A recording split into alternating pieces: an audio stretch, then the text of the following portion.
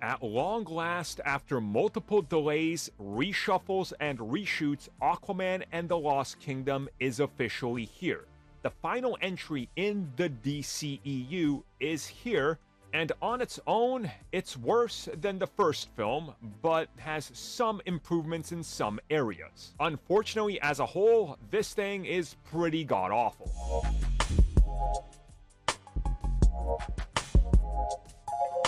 Before we get into this review, let me mention the members section, which I do have a full, unfiltered, ranty review on this and my thoughts as an Aquaman fanatic. And yeah, thanks you guys who signed up recently who said, oh wow, this is worth it. We didn't realize you guys go unfiltered here and you guys can talk about things you don't talk about the main channel.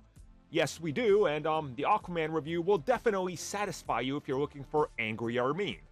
This right here is a more professional, and I put that in quotation marks, review, because we're YouTubers, we're not professionals, okay?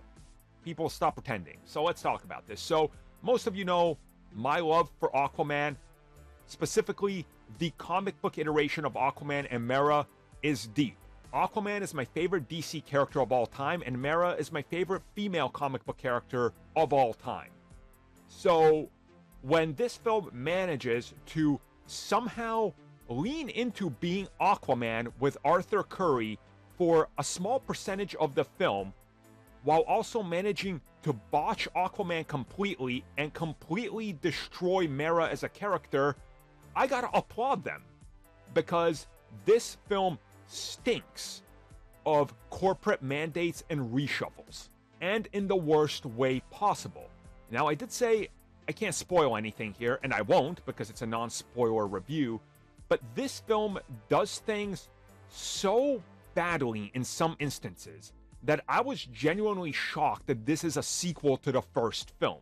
Whether it was visual consistency, whether it was acting, whether it was elements of the plot and the storytelling technique, you can tell that James Wan, much like the director of Shazam 2, David F. Sandberg, that he was checked out during the production of this film.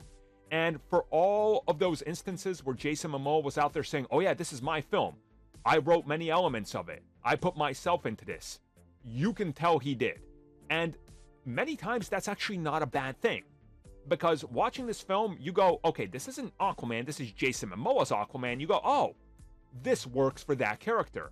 Unfortunately, that clashes with many elements of the story, other characters, character beats, and sometimes the gravity of the story at hand and the characters that are in it and the peril they're facing.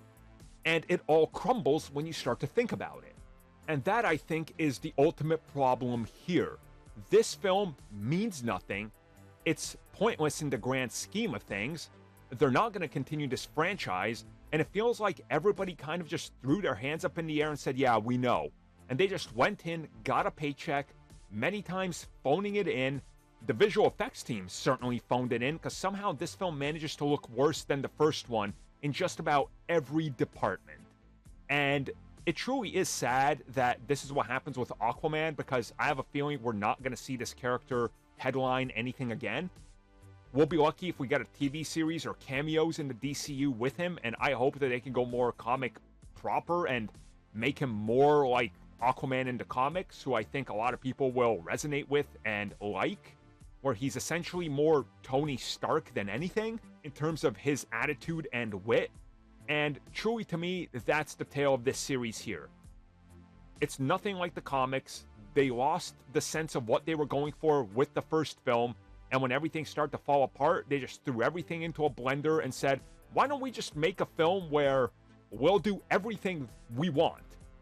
And at times, this feels like two Aquaman films squashed into one. Like they knew there wasn't going to be a third one, so let's just try to wrap it up and go big or go home.